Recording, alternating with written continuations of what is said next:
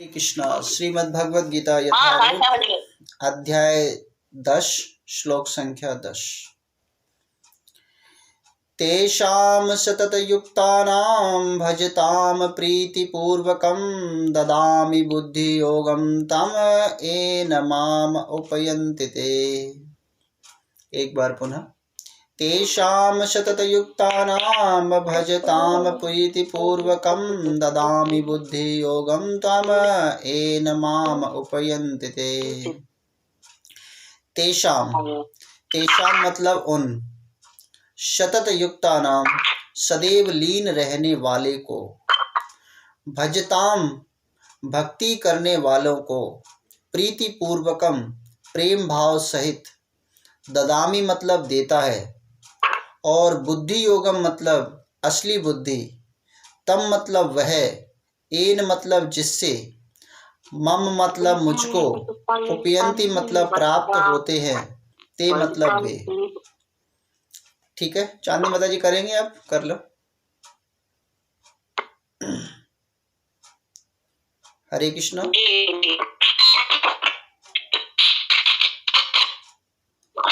प्रभु जी ने ढूंढ रहे।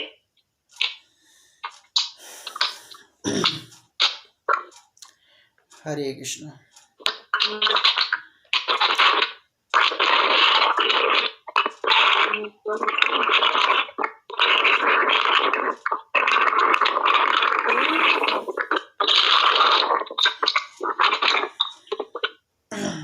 ओम नमो भगवते वासुदेवाय। ओम नमो भगवते वासुदेवाय। ओम नमो भगवते वासुदेवाय नमः। श्रीमती भगवद गीता यथारूप अध्याय 10 श्लोक संख्या 10। येषां सततयुक्तानां भजता प्रीतिपूर्वकं ददामि बुद्धियोगं ते येन मामुपयन्ते। एक बार पुनः। तेषां सततयुक्तानां भजता प्रीतिपूर्वकं ददामि बुद्धियोगं ते येन मामुपयन्ते ते। हरे कृष्णा। हरे कृष्ण। तो बहुत सुंदर श्लोक है, उतना ही अच्छा अनुवाद और तात्पर्य है इसका। जो प्रेम पूर्वक मेरी सेवा करने में निरंतर लगे रहते हैं, जो प्रेम पूर्वक मेरी सेवा में, भगवान कृष्ण बोल रहे हैं, जो प्रेम पूर्वक मेरी सेवा करने में निरंतर, ये नहीं कि 1-2 दिन किया बस उसके बाद आराम, जो प्रेम पूर्वक मेरी सेवा में निरंतर, निरंतर का अर्थ है लगातार, ये ध्यान दीजिए, इसमें शब्द बड़ा अच्छा है, निरंतर, हमेशा। जो प्रेम पूर्वक मेरी सेवा में निरंतर लगे रहते हैं, उन्हें मैं ज्ञान प्रदान करता हूँ। वही तो ज्ञानी होगा, है ना। कि जो एक दिन स्कूल में जाए, दूसरे दिन बस्ता फेंक दे, फिर जाए ना, ठीक है, फिर कभी कभी जाए कभी नहीं है, तो ऐसा विद्यार्थी क्या होगा, ज्ञानी होगा? नहीं होगा। तो जो प्रेम पूर्वक मेरी सेवा में निरंतर लगे रहते हैं, उन्हें मैं ज्ञान प्रदान करता हूँ, वो ज्ञानी बन जाते हैं। जो लगातार क्लास को सुनेंगे वो ज्ञानी होंगे, और जिसके द्वारा वे मुझ तक आ सकते हैं, ठीक है, तो जिसके द्वारा वो मुझ तक आ सकते हैं, तो भगवान तक पहुँचने का रास्ता कथा सुनना भी है, कथा सुनकर भी हम लोग भगवान के रास्ते पर पहुँच सकते हैं। इतना सुंदर तात्पर्य है। आइए थोड़ा भगवान गुरु महाराज को प्रणाम करें। ओम अज्ञानतिमिरान्धस्य ज्ञानाञ्जनशलाकः चक्षुरुन्मीलितं येन तस्मै श्रीगुरुवे नमः। वाञ्छाकल्पतरुभ्यश्च कृपासिन्धुभ्यो एव च पतितानां पावनेभ्यो वैष्णवेभ्यो नमो नमः। नमो विष्णुपादाय कृष्णपृष्ठाय भूतले श्रीमते भक्तिवेदांत स्वामिने निते नामने। नमस्ते सरस्वती देवे गौरवाणी प्रचारिणे निर्विशेष शून्यवादी पश्यत देशतारिणे। जय श्री कृष्ण चैतन्य प्रभु नित्यानंदा श्री अद्वैत गदाधर शिवासादि गौर भक्त वृंदा। हरे कृष्णा कृष्ण कृष्णा हरे हरे, हरे राम राम राम हरे राम। हरे कृष्णा कृष्ण कृष्ण हरे हरे, हरे कृष्णा। हरे राम। तो देखिए इसमें कितना सुंदर बताया गया है कि जो निरंतर मेरी सेवा में निरंतर लगा रहता है उसे मैं ज्ञान प्रदान करता हूँ और जिसके द्वारा वो मुझ तक आ सकते हैं। तो इसीलिए हमें निरंतर भगवान की सेवा करनी है। ये नहीं कि बस एकादशी द्वादशी बस आ गई है बस इसमें करेंगे अन्यथा छोड़ेंगे, क्या है। निरंतर भगवान की सेवा में लीन होना चाहिए। निरंतर जो भक्त होता है उसके प्रतिदिन एकादशी प्रतिदिन द्वादशी उसके लिए होती है, ठीक है। प्रति हर महीना कार्तिक महीना होता है उसके लिए, भक्त के लिए हर महीना कार्तिक महीना होता है। तो निरंतर भगवान की सेवा में लगा। और कथाओं सुनने से लाभ ही लाभ है, कथाओं सुनने से तो लाभ ही लाभ है। छोटा सा एक वाक्यांश है कि एक समय की बात है, एक बड़े ही धनवान व्यक्ति थे, कथा में जाते नहीं थे, ठीक है। तो एक बार पत्नी ने जोर दिया, अरे पड़ोस में कथा हो रही है जाके कथा सुनाओ, पड़ोस में कथा हो रही है जाके कथा सुनाओ। तो धनवान व्यक्ति गुणवान व्यक्ति ऐसा व्यक्ति जब कथा में जाएगा तो लोग तो सम्मान करेंगे ही, है ना। तो वो चला गया कथा सुनने चला गया। तो सभी ने कहा अरे आज तो ये गुणवान धनवान व्यक्ति आए हैं हमारी कथा में। तो व्यासदेव ने भी कहा आओ आओ आओ, तो आओ ठीक है। और फिर बोले आओ, फिर बैठो बैठो बैठो, फिर बैठाल दिया उनको बिछौने पे। और फिर क्या हुआ कि वो जैसे ही कथा शुरू हुई तो वो क्या हो गया, सो गया। तो फिर बिछौने पे सोया हुआ था, व्यासदेव चले गए, सभी लोग चले गए। अब वही बिछौने पे सोया, बस कौन रह गया, बिछौना उठाने वाला रह गया। तो उसने बोला जाओ जाओ जाओ, उसने धीरे से बोला जाओ जाओ जाओ। तो अब वो उठा और फिर चला गया घर।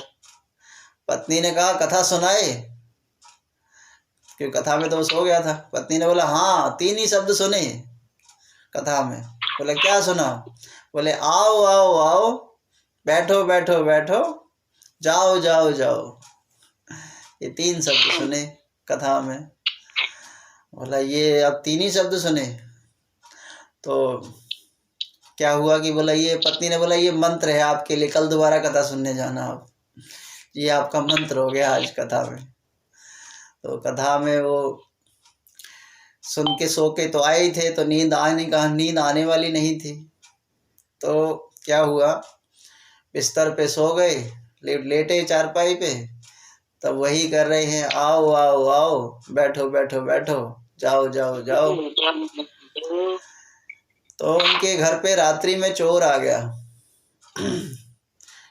गया और वो बोल ही रहे थे आओ आओ आओ। तो चोर समझ गया कि ये तो देख लिया इसने, लेकिन वो तो जप कर रहे थे। चोर ने समझ लिया ये तो जप, इसने देख लिया है। अब बोले बैठो बैठो बैठो, तो बैठो बैठो बैठो बोले। अब वो भागने लगा, बोले जाओ जाओ जाओ। तो चोर जाने लगा। तो चोर समझ गया ये तो भाई मेरे को जान गया है। तो वो क्या हुआ कि वो उस व्यक्ति के चरणों में आ गया और बोला कि प्रभु आप तो सर्वज्ञाता हैं, आप सब कुछ जानते हैं, आप मेरे को पुलिस के हवाले, मतलब ये बोला। और सारा जितना भी चोरी करके लाया था सारा धन उसके चरणों में रख दिया, सारा धन रख के चला गया। अब वो बोला कि एक दिन की कथा में आओ आओ आओ, बैठो बैठो बैठो, जाओ जाओ, हमें इतना कुछ धन मिल गया। तो यहाँ पे समझना है कि यहाँ पे पत्नी से उसने बोला तो केवल कथा सुनने से, अच्छी तरह नहीं सुनी कोई बात नहीं, लेकिन पत्नी ने बोला कि अगर कथा को ध्यान पूर्वक सुना जाएगा, अगर कथा को ध्यान पूर्वक सुना जाएगा, अभी तो आपने ध्यान पूर्वक सुनी कहाँ है, और ध्यान पूर्वक सुना जाएगा तो क्या होगा, काम क्रोध मोह मत्स्य जितना भी जो कुछ भी है वो सब कुछ क्या है, खत्म हो जाएगा। और भगवान की असंग जो प्रेम है, भगवान का सब कुछ ऐश्वर्य जो है वो भगवान आपको देने के लिए तैयार रहेंगे। तो मात्र कथा में जाने मात्र से इतना फल मिलता है कि आओ आओ आओ, बैठो बैठो बैठो, जाओ जाओ जाओ, इतना कुछ करने से वो धनवान हो गया। तो समझिए कि भगवान यहाँ पे क्या कह रहे हैं, तेषाम सतत युक्तानाम भजताम प्रीति पूर्वकम ददामी बुद्धि। ददामी बुद्धि मतलब मूर्ख वाली बुद्धि, ठीक है। ददामी बुद्धि है ना कि लगती नहीं है, लेकिन कथाओं में जाने से, बार बार कथा में जाने से क्या होता है कि बुद्धि योगम, बुद्धि जो है, आलसी बुद्धि जो है वो भी क्या है, खुल जाती है। तो निरंतर कथा सुनने से लाभ है। एक अधूरी कथा भी नहीं छोड़ी जाती, थोड़ी सुनी अरे फिर सो गए, तो ऐसा नहीं है। कथा में सोना भी नहीं चाहिए, ठीक है। देखो यहाँ पर पार्वती माता जी भी कथा में सो गई है ना, तो वो भी फिर, और दूसरा क्या है कि पूरी कथा का लाभ नहीं ले पाई। तो यहाँ पर हमें कथाओं को ध्यान पूर्वक सुनना है। तो यहाँ पे भगवान बोलते हैं कि मैं क्या दूंगा, आपको ज्ञान प्रदान करूंगा, तो ज्ञान मिलेगा।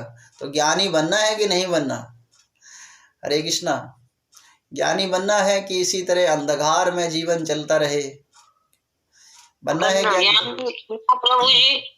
हाँ, तो कथाओं को ध्यान पूर्वक सुने, और कथाओं से भगवान के जब ऐश्वर्य सुनते हैं तो भगवान प्रसन्न होते हैं। तो भगवान क्या करते हैं, हमें सब कुछ देने के लिए तैयार होते हैं, बिन मांगे मोती मिलेगा सब कुछ। तो तात्पर्य में देखते हैं, तात्पर्य शील प्रभुपाद के द्वारा, शील प्रभुपाद की जय। इस श्लोका में बुद्धि योगम शब्द अत्यंत महत्वपूर्ण है। हमें स्मरण हो कि द्वितीय अध्याय में भगवान ने अर्जुन को उपदेश देते हुए कहा था कि मैं तुम्हें अनेक विषयों के बारे में बता चुका हूँ और अब तुम्हें बुद्धि योग की शिक्षा दूंगा। तो बुद्धि योग की शिक्षा जो है यहाँ पर भगवान दे रहे हैं। तो बुद्धि को ग्रहण, बुद्धि को स्वच्छ करना है। कथाओं सुनने से ही बुद्धि स्वच्छ होगी। मन भी तभी लगेगा जब डेली कथा सुनेंगे, डेली कीर्तन करेंगे, नहीं तो मन क्या है, चंचल है। मन तो कहीं पर भी भटक सकता है ना। कल कितना सुंदर मन के बारे में बताया था। तो बुद्धि योगम कृष्ण भावनामृत में रहकर कार्य करने को कहते और उन्हीं उत्तम बुद्धि है। कृष्ण योग कार्य करना ही उत्तम बुद्धि है। बुद्धि योग कृष्ण भावना अमृत में रहकर कार्य करने को कहते हैं और यही उत्तम बुद्धि है। उत्तम बुद्धि किसे है, जो कृष्ण भावना अमृत को ग्रहण करे और उसी के अनुरूप कार्य करे, वही उत्तम बुद्धि है। अन्यथा बुद्धि क्या है, बुद्धि तो इसके अलावा सब बेकार है। बुद्धि का अर्थ, बुद्धि और योग का अर्थ है यौगिक गतिविधियों द्वारा यौगिक उन्नति करना। जब कोई भगवत धाम को जाना चाहता है और भक्ति में यह कृष्ण भावना अमृत को ग्रहण कर लेता है तो उसका यह कार्य बुद्धि योग कहलाता है।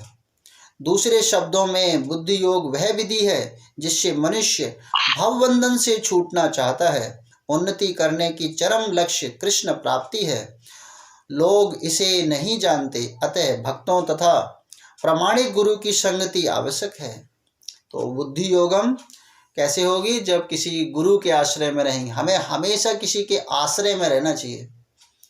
आश्रय में रहेंगे, जैसे बच्चा जो है माता पिता के आश्रय में रहता है। बच्चा माता पिता के आश्रय में रहकर क्या सुरक्षित महसूस करता है, बोला मैं अभी सुरक्षित हूँ। लेकिन जैसे जैसे हम लोग बड़े हो जाते हैं तो हम खुद क्या बन जाते हैं, किसी के आश्रय में नहीं रहते। आश्रय में अवश्य रहना चाहिए, किसी न किसी गुरु के आश्रय में, माता पिता के आश्रय में, भगवान के आश्रय में। जब किसी का आश्रय होगा तो सहारा होगा, तो उसमें क्या है, बुद्धि सही रहेगी। उन्नति करने की ये चरम लक्ष्य कृष्ण प्राप्ति है। लोग इसे नहीं जानते, अतः भक्तों तथा प्रामाणिक गुरु की संगति आवश्यक है, इसलिए गुरु की संगति आवश्यक है। तो गुरु जो है वो भगवत धाम के लिए आपको प्रेरणा देगा। मनुष्य को ज्ञात होना चाहिए कि कृष्ण ही लक्ष्य है हमें हमारा, और जो जब लक्ष्य निर्दिष्ट हो तो पथ पर मंद गति से प्रगति करने पर भी अंतिम लक्ष्य प्राप्त हो जाता है। ठीक है, मंद गति में प्रगति है ना। जैसे कछुआ और खरगोश की रेस थी, तो कछुआ खरगोश की रेस में कौन जीता? हरे कृष्णा। खरगोश, कछुआ जीत गया। हाँ, तो उस कहानी से क्या शिक्षा मिली? उस कहानी से हमें शिक्षा ये तो नहीं मिली ना कि रेस हारो या जीतो नींद पूरी लो, ऐसा तो नहीं शिक्षा मिली ना। रेस हारो या जीतो नींद पूरी लो, ऐसा तो नहीं है कि मंद गति से प्रगति करने पर भी लक्ष्य की प्राप्ति हो सकती है। अगर हम आप लोग सोचें कि मंद गति से चल रहे हैं, यार हमारी भक्ति धीरे धीरे चल रही है, कभी कर पाते हैं, लेकिन निरंतर करते रहिए, धीरे धीरे धीरे धीरे अभ्यास करेंगे तो क्या होगा, लक्ष्य तक पहुंच जाएंगे। लेकिन प्रयास ही नहीं कर रहे तो फिर क्या होगा? जब प्रयास नहीं करेंगे तो फिर क्या है, गड़बड़ है वहाँ पे। तो इसलिए प्रयास करते रहना चाहिए और एक दिन उन्नति अवश्य होगी। आगे देखिए, जब मनुष्य लक्ष्य को जानता है किंतु कर्म फल में लिप्त रहता है तो वह कर्म योगी होता है। लक्ष्य जानते हुए, देखिए अगर मान लीजिए अगर आपको पता है कि भगवान कृष्ण ही एक माध्यम है जो हमें भक्ति अपने धाम तक ले जा सकते हैं, भगवत धाम, तो ये जब जानते हो तब नहीं करना तो कर्म योगी है, वो कर्म आपका है। जैसे कोई कथा में आ नहीं सकता, कथा में बैठ नहीं सकता, कथा सुन नहीं सकता, वो पूर्व कर्म के इसके क्या है, मतलब पूर्व कर्म के बहुत अपराध हैं, वो उस कथा में आ नहीं पा रहा, सुन नहीं पा रहा, उसके पूर्व कर्म ठीक नहीं है। इसीलिए हमें क्या है, निरंतर अभ्यास करना चाहिए। अगर मन नहीं लग रहा ना, फिर भी कथा में बैठना चाहिए, फिर भी कथाओं सुनने का प्रयत्न करना चाहिए। मन नहीं लग रहा फिर भी, एक दिन नहीं लगेगा, 2 दिन नहीं लगेगा, कब तक नहीं लगेगा? तीसरे दिन तो मन लगेगा ही। अभी देखिए जैसे हम कथा सुन रहे हैं तो मन इधर उधर भाग रहा है, ये बताइए किसका मन इधर उधर भाग रहा है? किसी का मन इधर उधर भाग रहा है? हरे कृष्णा, बोलिए, मन भाग रहा है क्या? हरे कृष्णा प्रभु जी। हाँ जी, भाग रहा हूँ, गाना चल रहे हूँ, पहुंच जाते और देव गाए जाते। लेकिन अधिक कान किधर खींच रहे हैं? कान ज्यादा किधर खींच रहे हैं? ज्यादा तो मन कथई में लगा रहे, लेकिन गाना चल रहे भागवत हो रही थे खटखटा बाबा से। अच्छा, तो वो भागवत की आवाज आ रही। हाँ, तो वही की आवाज आ रही प्रभु जी कीर्तन की, मन वही जाए रहा। हाँ, तो वो अच्छा है, वो तो अच्छा है कि ऐसी जगहों पे मन लगना चाहिए। मैंने सोचा कहीं फिल्मी गाने बज रहे हो वहां पे मन लग रहा है, तो ऐसा नहीं होना चाहिए। तो यहाँ पे क्या है कि मनुष्य लक्ष्य को जाने। जैसे आग जल रही है और पता है कि आग से मेरा हाथ जल जाएगा, तो क्या आग में हाथ डालेंगे? नहीं डालेंगे ना। ठीक है, उसी तरह संसार में न जाने कितने ऐसे कर्म हैं जो हमें नीचे गिरा सकते हैं, लेकिन हम जबरदस्ती वो कर्म करने का प्रयत्न करें तो वो क्या करेंगे, हमें नीचे ही गिराएंगे। तो इसीलिए हमें क्या करना चाहिए, हमें सही जगह पर सही कर्म करना चाहिए। और अगर ऐसा नहीं करें तो हम कर्म योगी हैं, यह जानते हुए कि लक्ष्य कृष्ण है। जब कृष्ण को समझने के लिए मानसिक चिंतन का सहारा लेते हैं तो वह ज्ञान योग में लीन होता है। तो कृष्ण के लिए दिमाग चलाओ, कृष्ण को प्राप्त करने के लिए बुद्धि चलाओ, मेहनत करो करो करो करो। हम लोग कितना बोल रहे हैं, करो करो करो। कृष्ण को प्राप्त करने के लिए मेहनत करनी होगी, ज्ञान लेना होगा। भगवान कृष्ण का इतना ये नहीं है कि भक्ति करना सही है, लेकिन ज्ञान के साथ भक्ति करना सही है। अज्ञानी बनकर भक्ति भी नहीं की जाती। ठीक है, सब कुछ लीन में है। जैसे अभी हमें एकादशी का व्रत, द्वादशी पे व्रत पारायण करना है, लेकिन कोई किसी को समय ही नहीं पता कि समय कितने बजे से कितने बजे करना है, 7:30 बजे से 10 बजे के बीच में करना है, तो वो क्या है, एकादशी तो रहा लेकिन समय पर उसका पारायण नहीं किया उसको, तो वो गलत हो जाता है। इसीलिए ज्ञान के साथ, इसीलिए ज्ञान बोला जाता है कि करना तो है लेकिन ज्ञान, बुद्धि योग सब कुछ उसके साथ करना है, तो वह सही है। किंतु जब वह लक्ष्य को जानकर कृष्ण भावनामृत तथा भक्ति में कृष्ण की खोज करता है तो वह भक्ति योग तथा बुद्धि योग होता है, और यही पूर्ण योग है। तो भक्ति योग भी करनी है, बुद्धि भी सही करनी है, और पूर्ण योग की प्राप्ति करनी है। यह पूर्ण योग ही जीवन की सिद्धांत अवस्था है। जब व्यक्ति, और ये आएगा कब, जब व्यक्ति प्रामाणिक गुरु के होते हुए आध्यात्मिक संग से संबंध रहकर भी प्रगति नहीं कर पाता, मान लो गुरु भी सामने है और फिर भी प्रगति नहीं हो पा रही है, तो वह बुद्धिमान नहीं है। तो कृष्ण उनके निरंतर अंतर से उपदेश देते हैं, जिससे वह सरलता से उन तक पहुंच सकता है। तो कभी कभी कृष्ण, कभी कभी उपदेश आता है, कभी कभी गुरु का सहारा मिलता है, तो उस समय गुरु के सहारे से जुड़ जाना चाहिए। तो कृष्ण उनके अंतर से उपदेश देते हैं, जिससे वह सरलता से उन तक पहुंच सकता है। इसलिए ये हमारा लोग बहुत सौभाग्य है कि जैसे हम लोग किस तरह भगवत भक्ति में जुड़ गए, तो ये सौभाग्य है। अपने आप को सौभाग्यशाली समझिए, और कथा में आप सुन रहे हैं तो महासौभाग्यशाली हैं।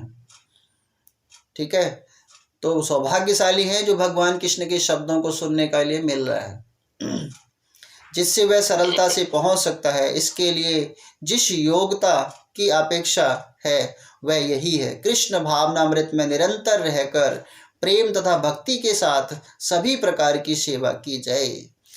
उसे कृष्ण के लिए कुछ न कुछ कार्य करते रहना चाहिए, निरंतर कुछ न कुछ भगवान के लिए। जैसे कल हमने बोला कि आप कुछ भी बना रहे हो, रसोई में काम कर रहे हो, तो क्या करिए, गोविंद भजिए। ठीक है, कपड़ों में प्रेस कर रहे हो तो गोविंद भजिए, हर जगह कृष्ण का। ये कोई कहता है अरे हम प्रभु जी नाम नहीं ले पा रहे हैं, बड़ा कष्ट है। ठीक है, कष्ट तो उनको है जो लगातार मुंह में सुपारी पान वगैरह रखते हैं, उनको कष्ट है ना, वो बोल नहीं पाते। वो क्या है, निरंतर मुंह में तम्बाकू वगैरह रखते हैं तो फिर उनका उच्चारण नहीं हो पाता। ठीक है, लेकिन क्या है, जिनके मुख में ये सब कुछ नहीं है, तो वो क्या करें, हरे कृष्ण कृष्ण कृष्ण हरे हरे। अरे मम्मी के लिए चाय बनानी है तो चाय बनाते समय भी नाम लीजिए।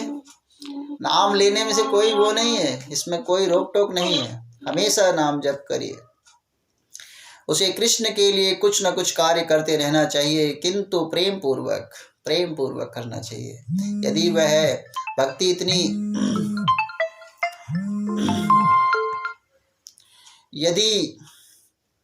हरे कृष्ण कॉल आ गया था। यदि भक्त इतना बुद्धिमान नहीं है तो कि आत्म साक्षात्कार के पथ की प्रगति कर सके, किंतु यदि वह एकनिष्ठ रहकर भक्ति कार्य में रत रहता है तो भगवान उसे अवसर देते हैं और वह उन्नति करके अंत में उनके पास पहुंच सकता है। तो उन्नति करके भगवान के धाम में पहुंच सकता है। भगवान कभी कभी चांस भी देते हैं कि ऐसा चांस देते हैं कि भक्ति मेरी कीजिए, तो उस समय निरंतर हमें भगवान की भक्ति में लीन रहना चाहिए। ठीक है, नित्य सिद्ध कृष्ण प्रेम साध्य न वयोदय, श्रवण आदि शुद्ध चित करे उदय। तो यहाँ पे भगवान बोलते हैं कि हमेशा ही हमें नित्य सिद्ध, हमेशा ही हमें भगवान की भक्ति में रत रहना चाहिए।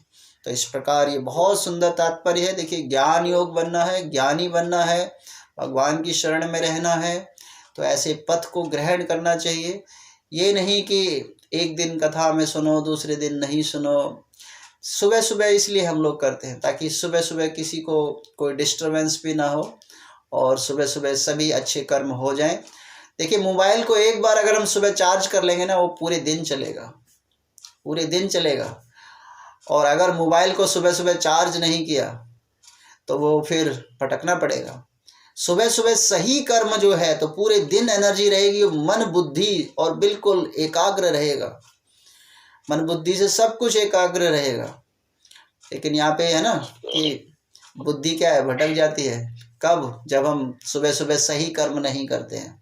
सुबह सही कर्म ना करना ही बुद्धि को भटकाना होता है। इसलिए सबसे पहले हमें क्या करना चाहिए, सुबह सुबह अच्छे कर्म करने चाहिए। अच्छे अच्छे कर्म शांत माहौल में कर लेना चाहिए। पूरा एनर्जी रहेगी, वाइब्रेशन रहेगा, भगवान से कनेक्ट रहेंगे। लेकिन अगर हम सुबह ही नहीं करते तो फिर वो हम लोग क्या है, दूसरे बुद्धि जगह चली जाएगी। इसकी बात, उसकी बात, गांव की बात, फलानी बात, ये बात, वो बात, है ना। तो भगवान की शरण में रहना है तो सुबह सुबह ही कथा में निरंतर सुनिए। बहुत सुंदर। इन श्लोकों का मतलब माध्यम यही है कि इसमें एक शिक्षा है, उन शिक्षाओं को लेना है, और शिक्षाओं को लेना, समझना और उसको जीवन में उतारना ही हमारा लक्ष्य होना चाहिए। तो इस प्रकार ये तात्पर्य शील प्रभुपाद के माध्यम से पूर्ण हुआ। शील प्रभुपाद की जय। हरे कृष्णा। किसी का कोई प्रश्न हो, कोई चर्चा हो तो उसका स्वागत है।